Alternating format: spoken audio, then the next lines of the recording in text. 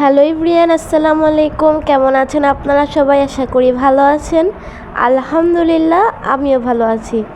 আজকে সকালটা বৃষ্টি দিয়ে শুরু হয়েছে, তাই আপনাদেরকে একটু দেখাই দিলাম। সব ভোরবেলা থেকেই বৃষ্টি পড়তেছিল।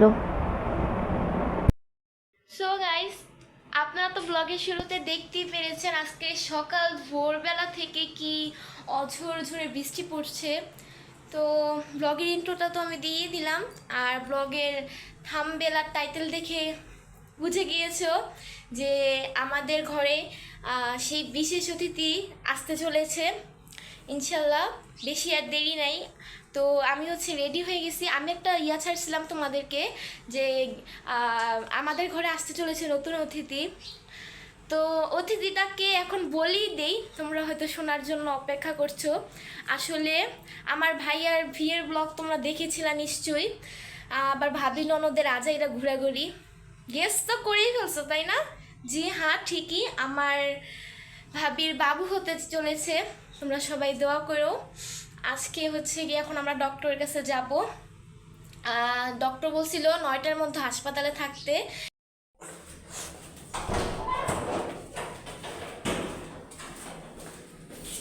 তো এই তো আমি গাড়িতে উঠে পড়ি। আর আমার তো একদমই ভালো লাগতেছিল না যে কখন আমি আমার ভাইয়ার বাবুটাকে দেখব, কখন হবে সে। বাট আমরা হসপিটালে যাওয়ার পর আমাদের টাইম ছিল কিন্তু 9টা বাজে, বাট এই বৃষ্টির কারণে আমাদের বেরোতে বেরোতে 10টা 10:30 বাজে ভাবি ভাইয়ারা হসপিটালই গিয়েছে। তো এই জন্য আর কি ডক্টর বলেছে আচ্ছা তোমাদের 3:30 বাজে অপারেশন শুরু হবে, এতক্ষণ তোমরা কেবিন রুমে আর কি অপেক্ষা করো। তো এই তো কি আর করার, আল্লাহ যা করে ভালোর জন্যই করে। তো তোমরা দেখতে থাকো। তো গাইস, ভাবিকে সিজার রুমে ঢুকিয়ে ফেলেছে, এই যে অপারেশন থিয়েটার রুমে। আর আমার ভাইয়ার ফেসটা দেখেন। ভাইয়া তো আমি বুঝতেছিলাম ভাইয়া বেশি ভাবির জন্য টেনশন করতেছে। আসলে এটাই স্বাভাবিক, আমরা সবাই ভাবির জন্য আর কি অনেক টেনশন করতেছিলাম যে ভিতরে কি না কি হয়। আর আমার ভাবি এইভাবে অনেক ভয় পায়। তো এইখানে এই রুমে একা, ডক্টররা ছাড়া। তো সবাই তো, আর ভাবির আম্মু আন্টি তো কান্নাকাটি করা শুরু করে দিছে। তো এই যে উনি এসে আর কি বলতেছে আপনাদের মেয়ে বাবু হয়েছে।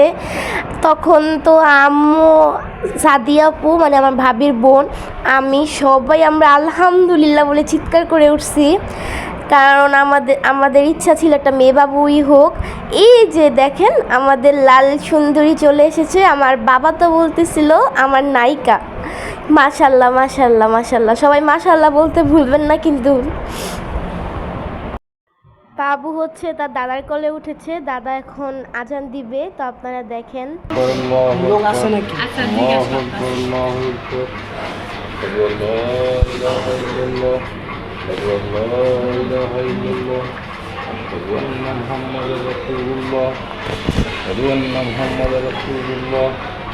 حي على الصلاة حي على الصلاة حي على الفلاح حي على الفلاح قد قامت الله أكبر الله أكبر لا إله إلا الله الله أكبر الله أكبر أشهد أن محمدا رسول الله صلى الله عليه وسلم حي على الصلاة حي على الصلاة حي على الفلاح قد قامت الصلاة قد قامت الصلاة الله أكبر الله أكبر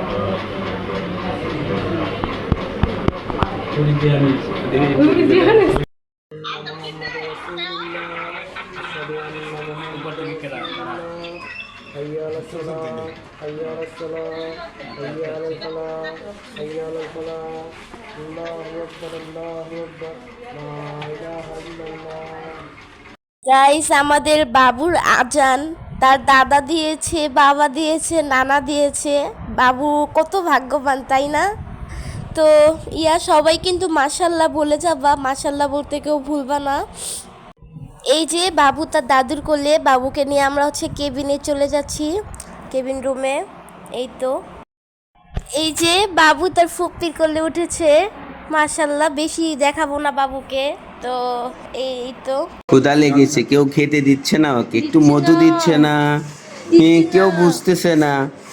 সাদিকা সুস্থ আছে?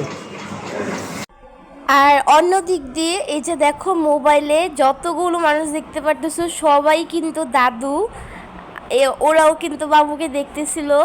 তো এই তো দাদু বলতে আমার আম্মুর সব চাচাতো বোন, ওরা কাজিন আর কি। তো এই তো বাবুকে তার খালামণি কোলে নিয়েছে।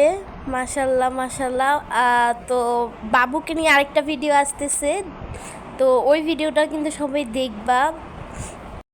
আপনারা তো দেখলেনই, আমরা হচ্ছে রাত সন্ধ্যার পরে বাসায় আসি। তারপরে আম্মু হচ্ছে ভাবির জন্য স্যুপ, তারপরে হচ্ছে দুধ নিছে আর কি, আরও অনেক কিছু আর কি রান্না করছে আম্মু। তো আম্মু হচ্ছে আজকে রাত্রে এখানে থেকে যাবে।